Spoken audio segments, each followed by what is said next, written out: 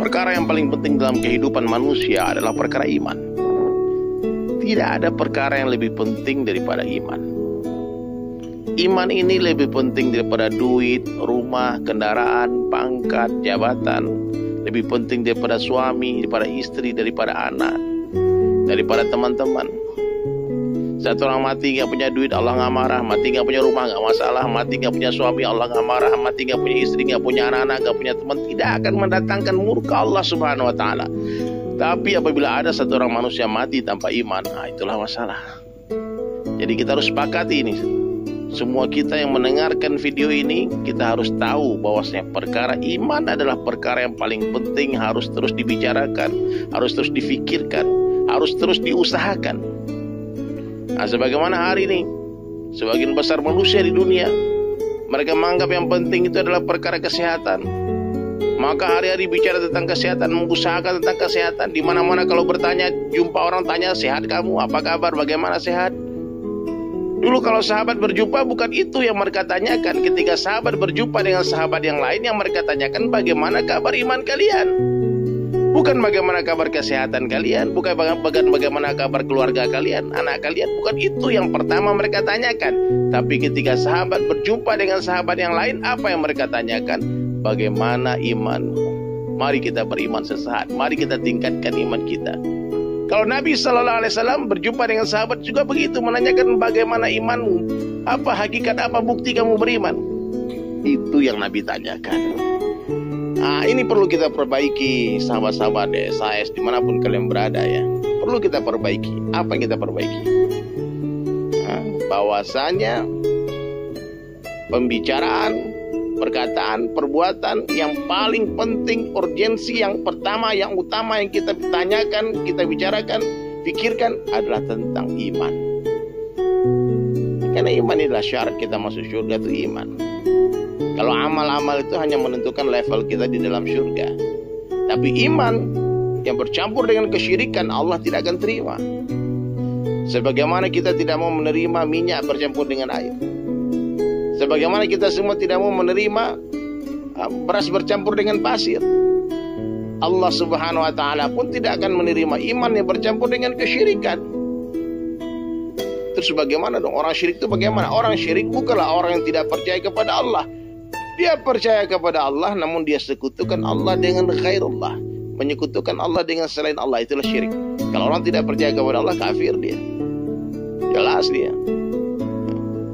Tapi orang yang percaya kepada Allah, namun dia juga percaya kepada ghairullah, dia sekutukan Allah dengan makhluk, inilah musyrik. Orang beriman mutlak yakin sempurna hanya Allah yang berkuasa, selain Allah tidak kuasa. Nah, bisa nggak kita ucapkan hal semacam itu? Allah kuasa, makhluk tak kuasa. Allah yang menciptakan, makhluk diciptakan. Allah yang memelihara, makhluk dipelihara. Allah yang memberi rezeki, selain Allah diberikan rezeki. Nah, makhluk ini bisa kita ganti dengan selain Allah. Siapa itu makhluk? Siapa saja selain Allah adalah makhluk. Hatta Jibril alaihissalam adalah makhluk. Jibril alaihissalam itu pernah dinafikan oleh Nabi Ibrahim alaihissalam. Ketika Jibril alaihissalam, amirul malaikat, pemimpinnya para malaikat, datang menawarkan bantuan kepada Nabi Ibrahim alaihissalam ketika hendak dibakar oleh Namrud laknatullah alaih. Apa jawaban Nabi Ibrahim alaihissalam? Hasbunallah wa ni'mal wakil. Cukup Allah sebagai penolongku. Nah, inilah tauhid.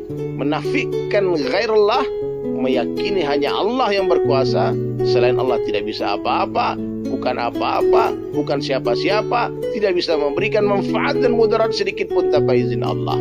La ilaha illallah. Di hari kita bercerita tentang kebesaran Allah, di hari kita mendengar tentang kebesaran Allah, di hari kita berbicara tentang kebesaran Allah, hari itu iman kita akan meningkat. Tapi di hari kita bercerita tentang perkara kebesaran selain Allah, maka hari itulah iman kita akan menurun. Kenapa iman kita turun naik, hadirin sekalian? Karena kita semua tidak istiqomah dalam membicarakan tentang kebesaran Allah. Maka mulai hari ini seluruh sahabatku sekalian, perbaiki lisan. Sebelum kita memperbaiki hati kita, perbaiki lisan kita. Mulai hari ini banyak-banyaklah mengucapkan perkataan yang baik. Apa perkataan yang baik? Dakwah ilallah. Wa man ahsanu qawlan mimman da'a ilallah. Siapakah yang qawlannya, yang perkataannya yang lebih baik daripada orang yang mengajak manusia kepada Allah. Usahakan dalam setiap kalimat, dalam setiap perkataan kita, libatkan Allah Subhanahu wa Ta'ala. Kalau panas, katakan Allah yang kasih panas. Kalau dingin, katakan Allah yang kasih dingin. Kalau berjumpa, katakan Allah yang jumpakan kita. Kalau berpisah, katakan Allah yang pisahkan kita. Allah yang menghidupkan kita, Allah yang mematikan kita. Selain Allah tidak bisa apa-apa, tidak bisa menghidupkan, tidak bisa mematikan. La ilaha illallah. Libatkan Allah. Kita tidak duduk namun didudukkan oleh Allah. Kita tidak hidup namun dihidupkan oleh Allah. Kita tidak mati tapi dimatikan oleh Allah. Kita tidak berjalan namun diperjalankan oleh Allah. La ilaha illallah. Kita tidak ada tapi kita diadakan oleh Allah. Dunia ini tidak ada, dunia ini pun diadakan oleh Allah. Bahkan surga dan neraka tidak ada, surga dan neraka pun diadakan oleh Allah. Allah Subhanahu wa Ta'ala itu ada sebelum seluruh makhluknya ada. Dan Allah Subhanahu wa Ta'ala akan tetap ada setelah seluruh makhluknya sudah tidak ada. Seandainya seluruh makhluk sepakat mengatakan Allah tidak ada, Allah Subhanahu wa Ta'ala akan tetap ada.